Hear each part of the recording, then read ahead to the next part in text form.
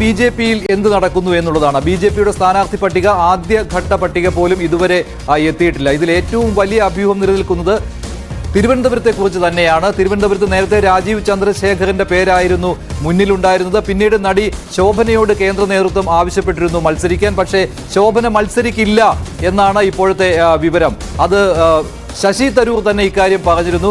നല്ല സൗഹൃദത്തിലാണ് ശോഭനയുമായിട്ട്, അതുകൊണ്ട് മത്സരിക്കില്ല എന്ന് ഫോണിൽ തന്നോട് ശോഭന അറിയിച്ചു എന്ന് ശശി തരൂരാണ് വെളിപ്പെടുത്തിയത്. ഇന്നലെയായിരുന്നു സുരേഷ് ഗോപി പറഞ്ഞത് താൻ ആവശ്യപ്പെട്ടിട്ടുണ്ട് ശോഭനയോട് തിരുവനന്തപുരത്ത് മത്സരിക്കണം എന്ന്, ശോഭന സ്ഥാനാർത്ഥിയായി വരണം എന്നാണ് തൻ്റെ ആഗ്രഹമെന്ന് സുരേഷ് ഗോപി പറഞ്ഞിരുന്നു. പക്ഷേ ശോഭന തിരുവനന്തപുരത്ത് മത്സരിക്കില്ല എന്നാണ് ഇപ്പോഴത്തെ വിവരം. അത് തരൂർ തന്നെ വെളിപ്പെടുത്തിയതാണ്.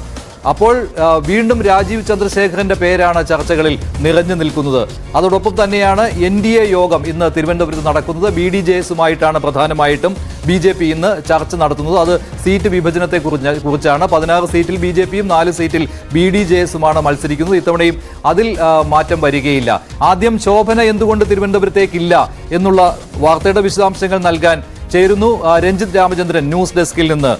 രഞ്ജിത്ത്, ഇന്നലെ സുരേഷ് ഗോപി പറഞ്ഞതാണ്, രഞ്ജിത്ത് അവിടെ ഉണ്ടായിരുന്നു സുരേഷ് ഗോപി ഇക്കാര്യം പറഞ്ഞ സമയത്ത് അദ്ദേഹം ആത്മവിശ്വാസത്തോടു കൂടി തന്നെയല്ലേ പറഞ്ഞത് ശോഭന വരണമെന്നാണ് തൻ്റെ ആഗ്രഹം, ഇക്കാര്യം BJP ആവശ്യപ്പെട്ടിട്ടുണ്ട്, താൻ വ്യക്തിപരമായിട്ടും ആവശ്യപ്പെട്ടിട്ടുണ്ട് എന്ന്. പക്ഷേ ഇപ്പോൾ ഈ തരൂർ ഇങ്ങനെ ഒരു കാര്യം പറഞ്ഞതോടുകൂടി ശോഭന എന്തായാലും തിരുവനന്തപുരത്ത് മത്സരിക്കാൻ ഇല്ല, ഇക്കാര്യം ഉറപ്പിക്കാമോ?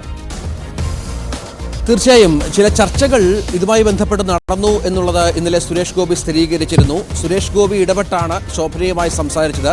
BJP കേന്ദ്ര നേതൃത്വം ശോഭനയോട് ഇക്കാര്യം സംസാരിക്കാൻ സുരേഷ് ഗോപിയെ നിയോഗിച്ചിരുന്നു. തുടർന്ന് സുരേഷ് ഗോപി ശോഭനയോട് സംസാരിച്ചു. അവർ ആദ്യഘട്ടത്തിലൊന്നും അങ്ങനെ മത്സരിക്കുന്നില്ല എന്ന നിലപാട് വ്യക്തമാക്കിയില്ല. സുരേഷ് ഗോപി അതിന് പറഞ്ഞത്, സംസാരത്തിൽ നിന്ന് എനിക്ക് മനസ്സിലായത് ശോഭന ഭാവിയിലെ രാഷ്ട്രീയക്കാരിയാണ് എന്ന് തന്നെയാണെന്നും സുരേഷ് ഗോപിക്കൊപ്പം ശോഭനയും കേരളത്തിൽ മത്സരിക്കണം എന്നുള്ള ആഗ്രഹം അദ്ദേഹം പ്രകടിപ്പിക്കുകയുണ്ടായി. തിരുവനന്തപുരത്ത് ശോഭന വരും എന്നുള്ള ശുഭാപ്തി വിശ്വാസവും ഇന്നലെ സുരേഷ് ഗോപി പങ്കുവച്ചിരുന്നു. എന്നാലും അത്തരം നീക്കങ്ങൾ കഴിഞ്ഞ കുറേ ദിവസങ്ങളായി തലസ്ഥാനത്ത് നടക്കുന്നുണ്ട്. കാരണം നമുക്കറിയാം, നരേന്ദ്രമോദിയുടെ 1-2 പരിപാടികളിൽ ശോഭന പങ്കെടുത്തത് നമ്മൾ ശ്രദ്ധേയമായിരുന്നു. BJP-യുടെ ശോഭന അടുക്കുന്നു എന്നതിൻ്റെ സൂചനകൾ തന്നെയായിരുന്നു പ്രധാനമായും അത്. അതനുസരിച്ചായിരുന്നു ശോഭനയെ ഈ BJP സ്ഥാനാർത്ഥിയായി തിരുവനന്തപുരത്ത് സജീവമായി പരിഗണിച്ചത്. ഒരുപക്ഷെ ശോഭന സമ്മതം മൂളിയിരുന്നുവെങ്കിൽ തിരുവനന്തപുരത്ത് മത്സരിക്കേണ്ടിയിരുന്ന BJP സ്ഥാനാർത്ഥിയായി ശോഭന മാറുകയും ചെയ്തേനെ. ഇപ്പോൾ തരൂരിന്റെ പോസ്റ്റ് അനുസരിച്ച് നമ്മൾ BJP വൃത്തങ്ങളോട് ബന്ധപ്പെടുമ്പോഴും ഇപ്പോൾ ഏതാണ്ട് ശോഭന സമ്മതത്തിലല്ല മത്സരിക്കാൻ എന്നുള്ള വിവരങ്ങളാണ് പുറത്തു വരുന്നത്. ഒപ്പം തരൂരിന്റെ പോസ്റ്റ് അനുസരിച്ച് തരൂര് ശോഭനയോട് സംസാരിച്ചിരുന്നു, അവർ തമ്മിൽ സൗഹൃദമുണ്ട്. അപ്പോൾ തരൂരിനെതിരെ മത്സരിക്കാൻ തയ്യാറല്ല എന്ന നിലപാട് ശോഭന സ്വീകരിച്ചു എന്ന തരത്തിലുള്ള കാര്യങ്ങളൊക്കെ പുറത്തു വരുന്നുണ്ട്. ഏതായാലും ആ ചർച്ചകൾ ഇപ്പോഴും സജീവമായി തുടരുന്നുണ്ട്. തലസ്ഥാനത്തെ BJP ക്യാമ്പുകളിൽ പോലും അത്തരം ചില വാർത്തകൾ പ്രചരിക്കുന്നുണ്ട് താനും.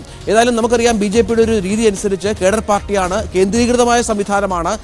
സെൻട്രൽ നിന്നാണ് സ്വാഭാവിക ലിസ്റ്റുകൾ പുറത്തു വരേണ്ടത്. അത് നാളെയോ മറ്റന്നാളോ 29-നോ 1-നോ BJP-യുടെ ലിസ്റ്റ്, ആദ്യഘട്ട ലിസ്റ്റ് പുറത്തു വരുമെന്നുള്ള സൂചനകളാണ് പുറത്തു വരുന്നത്. ഇന്നലെ നമ്മൾ അവിടെ കണ്ട മോദിയുടെ പരിപാടിക്ക് വന്ന BJP നേതാക്കളോടെല്ലാം ഇതുമായി ബന്ധപ്പെട്ട വിശദാംശങ്ങൾ ആരാഞ്ഞിരുന്നു. പക്ഷേ അവർക്ക് ആർക്കും ഒരു സൂചനയുമില്ല ആരൊക്കെയാണ് സ്ഥാനാർത്ഥികൾ. നമ്മൾ നേരത്തെ പറഞ്ഞ പോലെ സുരേഷ് ഗോപിയും കൃഷ്ണകുമാറും ഒഴിച്ചുള്ള സ്ഥാനാർത്ഥി പട്ടികയുമായി ബന്ധപ്പെട്ട വിവരങ്ങൾ വളരെ ആർക്കും കൃത്യമായി ഇല്ല എന്നുള്ളത് തന്നെയാണ് പ്രധാനപ്പെട്ട വിവരം. രാജീവ് ചന്ദ്രശേഖരന്റെ പേരുണ്ട്, നിർമ്മലാ സീതാരാമന്റെ പേരുണ്ട്, അങ്ങനെ നിരവധി പേരുകൾ തലസ്ഥാനത്ത് പ്രചരിക്കുന്നുണ്ട്.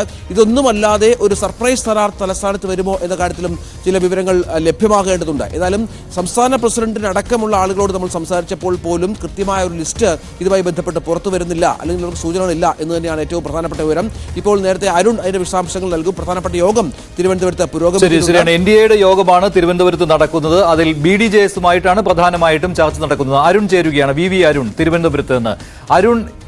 അരുണിന് എന്തെങ്കിലും കാര്യങ്ങൾ പുതുതായിട്ട് കൂട്ടിച്ചേർക്കുവാനുണ്ടോ? എന്തെങ്കിലും ഈ സ്ഥാനാർത്ഥികളുടെ കാര്യത്തിൽ കൂടുതൽ എന്തെങ്കിലും വിവരമുണ്ടോ?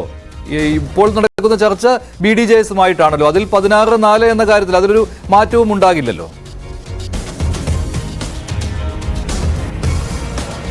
അതിൽ മാറ്റമുണ്ടാകാനിടയില്ല. 4 സീറ്റ് തന്നെയാകും ഇത്തവണ BDJS നൽകുക. തുഷാർ വെള്ളാപ്പള്ളി അടക്കമുള്ള ആളുകൾ മത്സരിക്കാനും സാധ്യതയുണ്ട്. തിരുവനന്തപുരത്താണ് ഏറ്റവും അധികം BJP-യുടെ സ്ഥാനാർത്ഥി ആരാധനയെ ചൊല്ലിയുള്ള അഭ്യൂഹങ്ങളുള്ളത്. നിർമ്മലാ സീതാരാമന്റെ പേര് കഴിഞ്ഞ ദിവസവും പറഞ്ഞു കേട്ടിരുന്നു. ഒരു സർവേയിൽ നിർമ്മലാ സീതാരാമൻ തരൂരിനോട് ഏറ്റുമുട്ടാനും വിജയിക്കാനും സാധ്യതയുള്ള സ്ഥാനാർത്ഥി, പ്രത്യേകിച്ചും തീരദേശ മേഖലകളിലൊക്കെ നേരത്തെ വന്നുപോയപ്പോൾ നിർമ്മലാ സീതാരാമന് വലിയ സ്വീകാര്യത ലഭിച്ചിരുന്നു. തിരുവനന്തപുരത്ത് നിരന്തരം പരിപാടികളിൽ പങ്കെടുത്തുകൊണ്ട് തന്നെ നിർമ്മലാ സീതാരാമൻ സ്ഥാനാർത്ഥി അയക്കാമെന്ന തരത്തിലുള്ള അഭ്യൂഹങ്ങളുണ്ടായിരുന്നു. പക്ഷേ ഏറ്റവും ഒടുവിൽ ലഭിക്കുന്ന സൂചന അനുസരിച്ച് രാജീവ് ചന്ദ്രശേഖർ കേന്ദ്ര സഹമന്ത്രി രാജീവ് ചന്ദ്രശേഖർ തന്നെ തിരുവനന്തപുരത്ത് നിന്ന് മത്സരിച്ചേക്കും എന്നാണ് BJP കേന്ദ്രങ്ങൾ ലഭിക്കുന്ന സൂചനകൾ.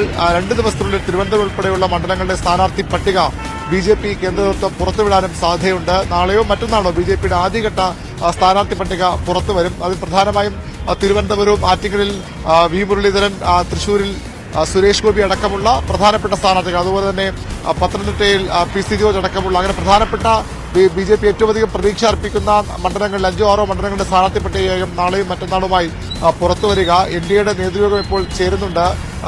NDA സ്വാഭാവികമായി 2 പാർട്ടികളാണ് മത്സരിക്കുന്നത്. 16-4 എന്ന രീതിയിൽ തന്നെ അവർ മത്സരിക്കുകയും ചെയ്യും. ഈ ആദ്യഘട്ട പട്ടികയിൽ തുഷാർ വെള്ളാപ്പള്ളിയുടെ അടക്കം സ്ഥാനാർത്ഥിത്വവും ഉണ്ടാകുമെന്ന സൂചനകളും പുറത്തുവരുന്നുണ്ട്. 12:30ക്കാണ് NDAയുടെ നേതൃയോഗം ആരംഭിച്ചത്. ഇന്ന് അവസാനിക്കുമ്പോൾ ഇതുമായി ബന്ധപ്പെട്ട ആരൊക്കെ മത്സരിക്കും, NDAയിലെ BDS അടക്കം ആരൊക്കെ മത്സരിക്കുമെന്ന കാര്യത്തിലൊക്കെ ഏകദേശ തീരുമാനമുണ്ടാകും. മഞ്ജുഷ്, ശരി അരുൺ, എന്തായാലും ഏത് സമയത്ത് വേണമെങ്കിലും ഡൽഹിയിൽ നിന്ന് ആദ്യഘട്ട പട്ടിക പുറത്തു വരാം. തിരുവനന്തപുരത്തിന്റെ കാര്യത്തിലാണ് ഏറെ കൗതുകം ഉള്ളത്. മറ്റൊരു വാർത്തയിലേക്ക്